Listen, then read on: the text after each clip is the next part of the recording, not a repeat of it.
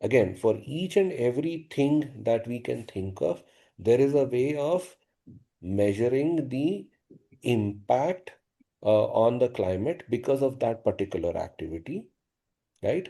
And once you have that measurement, then How, you sir? start, sorry, How, sir?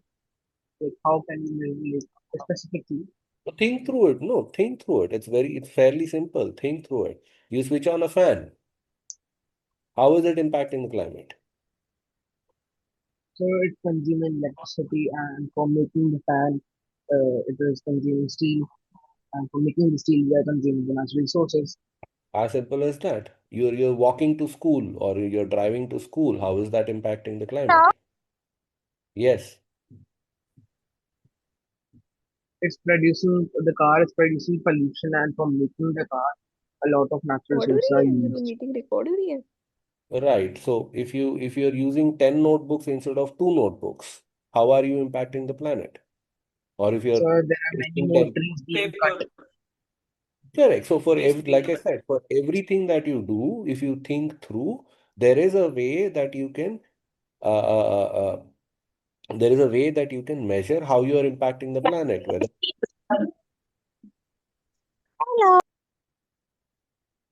is somebody saying something? Okay. So everything that we do can be measured from a climate impact lens. Now, the second question that you'll have to ask yourself is what is causing that impact? Whether there is a direct relation with what you're doing to the impact, right? Or whether there is an indirect relation to that, number one. And well, it's easy to say I will, there are trees being cut, which is correct. But to figure out how to reduce the number of trees being cut or to figure out a way of ensuring that while I do what I am doing to satisfy my need, okay, how do I still ensure less trees are cut? There, when you ask that question, you will start finding very interesting answers.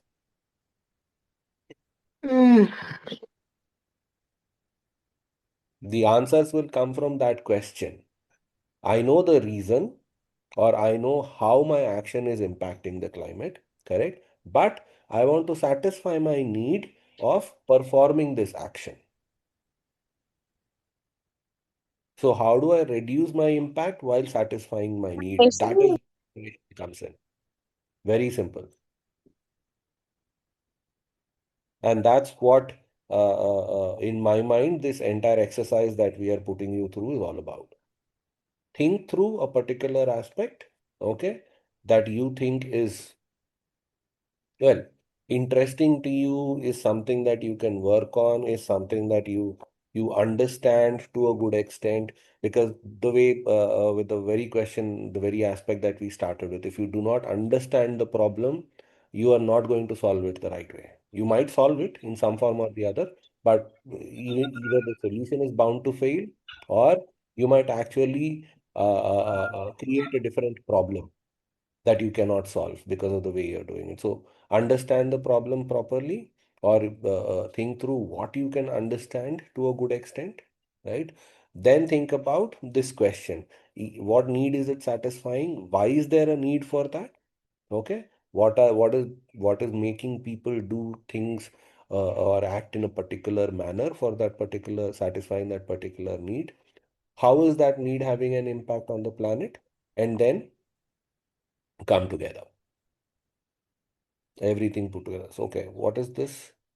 If government is cutting down trees, how can we stop that if the government in the name of development is cutting down trees? Change the definition of development if you can. Does development mean cutting down trees or laying roads?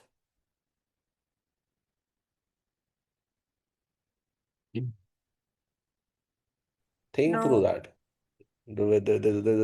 That can be a very, very interesting long conversation. What is development? that we are not thinking from both the perspectives once again 100%. 100%. Interestingly, one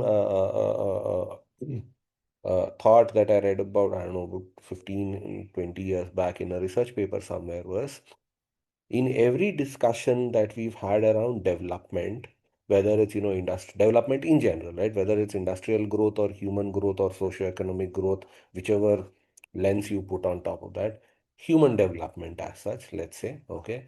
In every conversation that has happened over the years on human development, the researcher had said, we forgot a very, very important stakeholder that we had to bring to the table during the discussion.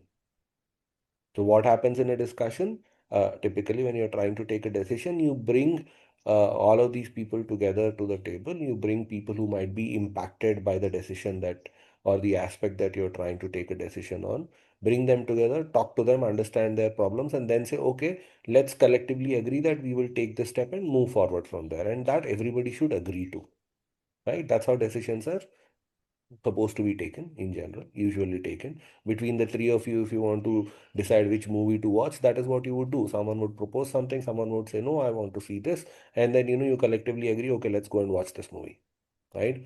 Now, the funny thing was, this research paper had back then said one important stakeholder that we missed out in all development related conversation is nature. Nature never had a voice in all of these conversations. Sir, we humans never thought about nature. Like, in the conversation, we only thought about how we can make more profit and how will it be good for us only, not for nature. We ignored it every time. Very Actually, humans took everything from granted. for granted, correct. And there is somebody else who's taking this conversation for granted on chat. Maka Ladla Meow Ghost Ghost Cop. Very interesting, whoever that is.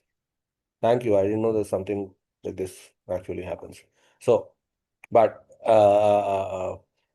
the jokes apart, at least to a certain extent, that is how we want to approach this. So everything that you've said, emissions is one way of measuring climate change. It is a good way of measuring climate change. That's why everybody is interested in You that. have a second lesson also, Fikri. When you The think now about which lesson you have? when you think about it, nature is not just air and carbon, right?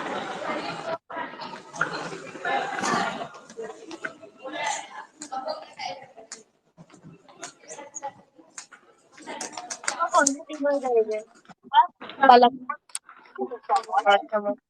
Whoever that is, you can mute yourself, please. पलक ये, आपका phone ring कर रहा है ये लेके बैठना पड़ेगा तुम्हारा केमिस्ट्री का है ना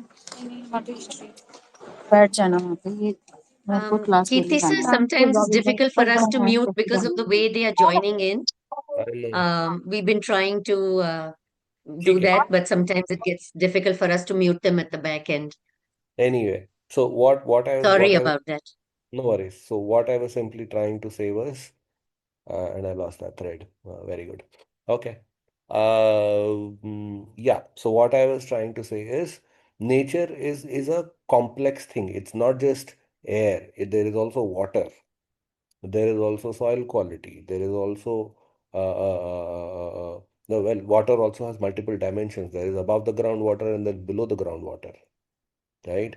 Then there is life. There is plant life. There is animal life, not just human life. Biodiversity and animal diversity. That's also a thing to consider. One of the biggest problems when it comes to how we are impacting the planet is the amount and the kinds of waste that we are generating. It's not just plastic. We waste a lot of things. There's electronics, there's metals, there's nuclear waste, there is chemical waste coming from industrial plants. There's lots of things that come under the waste bucket.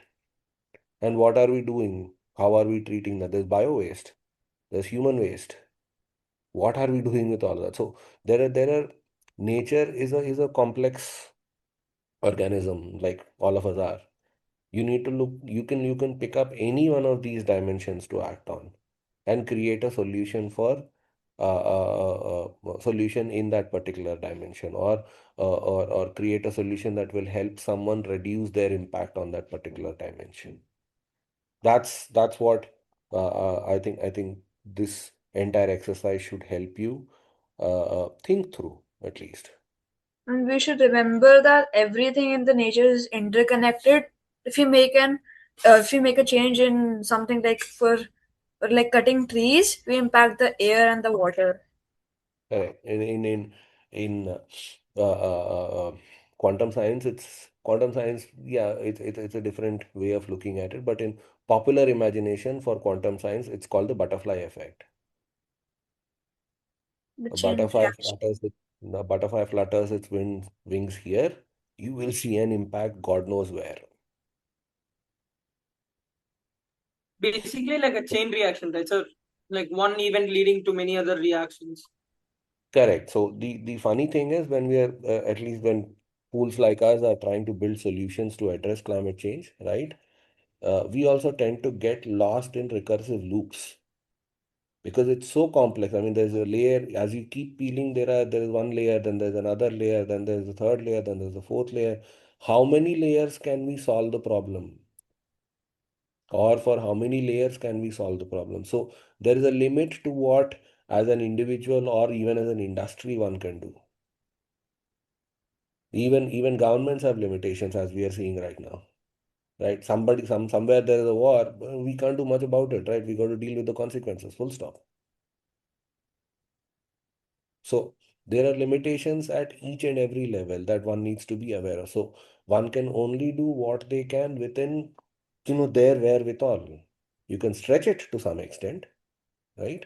But you can't do much about it. So also keep that in mind. Don't get lost in it. Think through something that is actionable and workable. Otherwise, it becomes, this age-old question of why do humans exist and what is human life, which nobody has been able to find an answer for. But think of it this way, and this is an example that somebody gave me very recently in a conference. So, it's a very interesting story. It was this. So there's a kid. Someone sees a kid running on a shore, on a seashore, right? He comes back to the shore and runs back into the water, comes to the shore and runs back into the water. And he's been doing that again and again and then again and again. So somebody sees him and walks up to the kid and says, "What is wrong with you? I mean, if you want to take a bath, just stay in the water for a bit, right? Or if you want to play in the sand, stay in the sand for a bit. Why are you running back and forth?" Okay. So he says, "No, I'm not taking a bath, neither am I running on the sand, right? I see a lot of starfish lying around. If I don't put them back in the water, they will die. So I'm picking up these starfish and running to the sea, dropping them in there and coming back and picking that up." So this guy says, "Good job you're doing. You're trying to save the planet." But he looks around and says, "Oh, there's about 10,000 of these. How many trips can you make? You will exhaust yourself and fall off." So he says, "No, I am happy that I've been able, I mean, whatever I can do, I will do. If I can help 200 of them, I'll be very happy. So I'll make 200 trips. And instead of just sitting there and talking to me, why don't you join me? Collectively, we'll put 400 back." So that is the logic that we apply when we talk of climate action. We do what we can, right? And if possible, others will follow suit. But we at least do what we can. Now, Wonderful. Thank you so much, Kirti sir. But there are a couple of thoughts and questions in yeah, the yeah, chat which are also evoking responses. I was reading that. Would you call nature amazing or complex? Well, complexity is always amazing to the human mind unless you resolve the complexity. So Yes. if no, it's I don't know how many of you have seen it, but uh, uh, uh, for my grandfather, let's say, if he were alive today, he would have been roughly 100 years old, right? If I had shown him this conversation saying that, "See, I'm talking live to 200 people or 50 odd people just with a screen and I can hear them and do that," he would have said, "Wow, how complex is this?" Because he can't build it, right? He doesn't even know how to go about building such a solution where we can have a conversation like this. For him, it is complex and it is amazing. But for you and me, it is commonplace. Most of us still don't know how to build the solution, but for us it is not amazing. We understand that it is a complex solution, but it's not amazing. So that's how you can think through things. What is the biggest problem which you have observed that has changed the environment? Human beings. So if I go by, one suggestion here, just kill all human beings. That's an extreme solution. But humans are the people who have impacted the environment the most. So we need to control our impact while we have to satisfy our own need. There is no option. We have to live. So Okay, so with that very, very interesting point, Kirti sir, I'm just going to open it out to questions from students. I can already see Nabhanya's hand up. Nabhanya, I hope I have pronounced your name correctly. Yes, Um, ma'am, it's right. My question was actually when we were young, like I think fourth or fifth, we've always been told, to plant more trees, prevent deforestation, just the basic things you need to do for climate change. But when we grow older, they actually tell us the economy, the industrialization, how crucial it is. How do you actually maintain a balance between, the economy, like all of those industrialization, because it is crucial. As a commerce student, I have understood that industries play a very crucial role in our country, but then so does climate change. So how do I maintain that balance? Like, how do we think of a solution? so nice two question. two parts. One, you said we were asked to plant trees. Great. Lots of people have planted trees. But how many of us have actually ensured that the plant has grown into a tree? The planting doesn't solve the problem. It is not changing anything. Okay, so that's one thing to keep in mind in whatever we do. The reason I mentioned that clearly is it is not just about planting a sapling. We have to make sure that it grows into a tree as well. Otherwise, it will not have the impact that we think it will. That's our responsibility, whatever, and the logic applies in everything that we are trying to do. So please bear that in mind. The second thought to pick up your question on how do you balance things? Okay. Now that is a very, very complex question to answer. But like I've been trying to say, you try and bring in as much balance as you can through your actions. Nothing is going to be perfect, but it will be a start. You can't try Okay. and address all challenges or make sure that everything is picture perfect for the entire universe in one go. It is not possible, humanly impossible to do that. That's why I'm saying there are problems that we can solve at an individual level. There are problems we cannot solve at a government level also or at the global level. So all that balance will automatically kick in when you know what your limitations are. And you say, I'm doing this to the best of my understanding, to the best of my capabilities. I think this will be a good thing. Then can't do much about it. As Indian philosophy says, काम करो, let's see what the result will look like. All right. Thank Okay.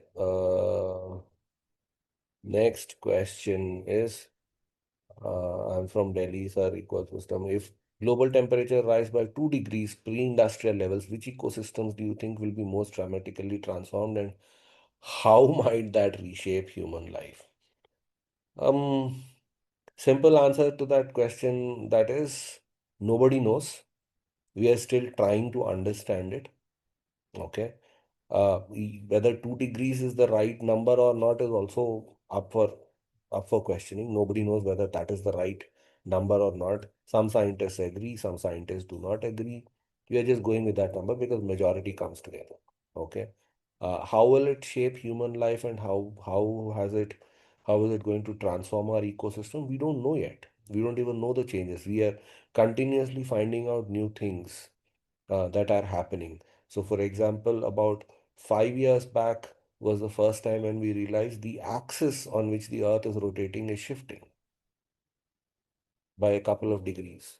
The axis on which the Earth rotates is shifting. We don't know why it has shifted. The electromagnetic poles have shifted. The North Pole, the North and the South electromagnetic poles have shifted. We don't know yet why they've shifted. So we are still trying to understand it. We don't know the answer to that question, honestly speaking. What according to you can act as a big change in the school system that helps and supports their environment? Okay, what can be the change in the school system? Well, you don't need to change the school system. You just need to make sure that the students and the teachers and the parents and everybody is aware that their actions are having an impact on the climate, and then start doing little things to reduce that impact. That's all I can think of. According to you, what are the two most major changes that human beings can bring in them so that we could protect our environment and nature? Two most major changes. Well, I wouldn't know what to change. I would I would say change which can be applicable to everybody is change the way you look at things. That will drive actions. Change the way you look at everything that you're doing. Last we've been discussing from a need and a climate perspective. Do I really want to do this, or do I really need to do this? And if I have to do this, there is no other option. How do I do it in a better manner by having lesser impact on the planet? If you can ask this question of everything, then I think you will do a great job on your own. Next thought is, sir, the government should, with or without the help of government, we can't able to balance it. Now, the unfortunate reality is what I was saying. It's easy to say it is a third party problem that somebody else should act on it. Do what you can. The government will automatically do what it can eventually, whenever it is the right time. At least trust the government to do the right thing at the right time. What is the guarantee that the solution presented by us will be used by other person carrying the same influence of the object which we have considered as a problem? That is where thinking like an entrepreneur kicks in. There is no guarantee that the other person will use it, but if you really want to make a business or an entrepreneur, or create a or become an entrepreneur and create a business around that, you only need to look for solutions that others are willing to pay for or buy from you. Otherwise it is no point. There's no point, right? That's a business side of thinking. You have to find a solution which is proper in different ways that we just discussed, but that solution should be something that the other guy is willing to pay for also, or adapt. Otherwise you don't have a business. Then, how can climate solutions be structured to achieve both emissions reductions and inclusive development according to you? Well, I'm currently doing a PhD on the very same question. Once I'm done, I'll probably give you a short answer to that, or probably one answer to that. The simplest answer to that in my mind so far is is this: how can you structure emissions reductions for inclusive development? You see, inclusive development looks at things from the lens that, are you making sure that the person at the lowest rung of the ladder in that hierarchy, is he or she also being included in the development paradigm or not, whatever you're trying to develop, whether it's education, or young kids everywhere going to school or not, is the system doing enough for them to go to school or not? If you talk about employment, are uneducated people also getting jobs or not? So the questions change in inclusive development depending on the sector, okay, and the impact that that particular sector is having on the environment will also changes, obviously. So this question is very loaded and very complex to understand. Nobody has a straight answer to that yet. What do you think about the largest dumping mountain in Delhi? How it will be cleaned? There are people trying to do that. There is a concept called urban mining, which you might come across in your whenever you're doing whatever research or study for this exercise. Urban mining is one answer to that problem. It will not solve the entire problem, unfortunately. It will take the mountain away from here and it will break it down into pieces, but you might create small hills somewhere else. That's also a concern there. Why do international agreements like the Paris Agreement struggle with enforcement? Oh, very simple. I see about 200 participants here. Okay. And whenever I've raised a question, I've asked thrice that please speak one at a time. I haven't been able to enforce that here. And you expect governments to agree, come to an agreement, and actually enforce that across the planet all over. That's it's again human behavior, and geopolitical tamasha and geostrategic tamashas. Uh, what are your views on the disposal and burning of food and agricultural waste in open areas? A bad thing? As simple as that. You can use agricultural food and agricultural waste in a very, very productive manner by producing biogas out of it, which is actually very good for the environment. Uh, People often do things the harmful and still say they are proud of it. So, what method or rule could be made to protect our environment? You can't make a rule, right? See, the funny thing is, uh, uh, all of us believe by making a rule, everybody will follow it. No, we don't.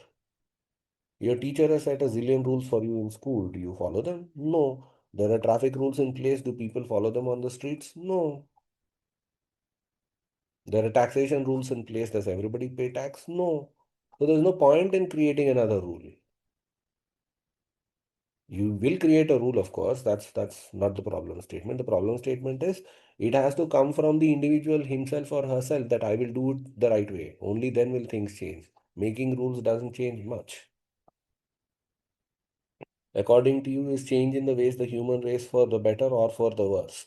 Again, don't know the answer yet. Whether we are changing for the better or for the worse. We'll get to know once we are dead. What are your views on burning of natural resources or fossil fuels? Again, it is needed. We need to live. There is no option. You can't do away with it. What can we do to reduce it is the question. Well, does the awareness of reduced pollution and growing trees take care of the environment? Do anyone a small portion it religiously? Does it actually make a difference? Good question. It will make a difference only when a zillion people do it together. The example that we were discussing, right? Instead of two people running back and forth, if it were 100 people running back and forth and doing the same thing, that would that would obviously increase the number of starfish that are going back into the sea. So you might have only a small impact, but collectively we can have a larger impact. That's the thought with which we are working. Can we consider Kirti sir, climate I'm change? going to interrupt a little bit and just switch things around. There are some students who have raised their hands. I just thought Okay. that we can give them an opportunity to speak and then we can come back to the questions in the chat. So I can see Myra with her hand up. Myra, do you want to get off Yeah. mute and let us know your question, please? Hi. So my question basically that despite Can we request the ones who are not speaking to please put themselves on mute so we can hear Myra? Thank you. Go ahead, Myra. thank you. Despite knowing the worsening conditions of climate change, why isn't any government or organization like the UN doing something aggressively? Why is it that we are inevitably driving into our own end? And how are people ignoring how serious this is? How can I, like a student, do something as great as changing the world? Okay, there are two thoughts running in my head. One is, there's been a lot of action in this space from bodies like the United Nations to different governments. Like our government has done a good amount of effort in reducing our emissions as a country in the past 7 to 8 years. Okay.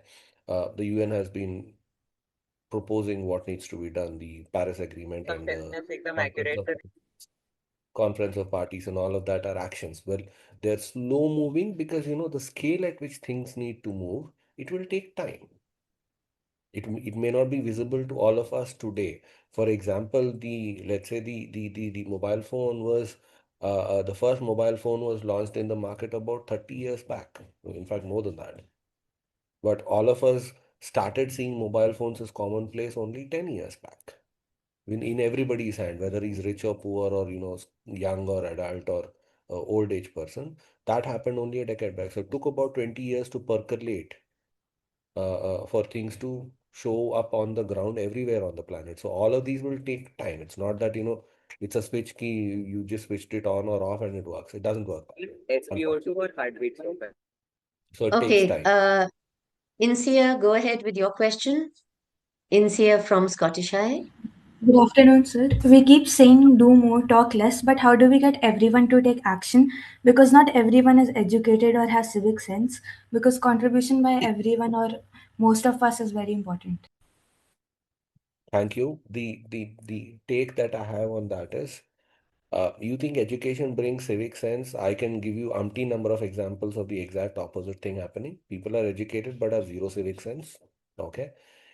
In a lot of ways, tribals have much more respect for the environment than we do as educated people and city bred people and civilized people in some sense. Okay. So the question is not that. The question is what you started off with. How can everyone change? There are some people who don't need to change, who've been respecting nature and who've been living off nature, like the tribals, and to a good extent, farmers in our villages or people living in still living in villages in the traditional ways. They're already doing that. They don't need to change. Okay. We need to change because we living in cities are probably not that mindful.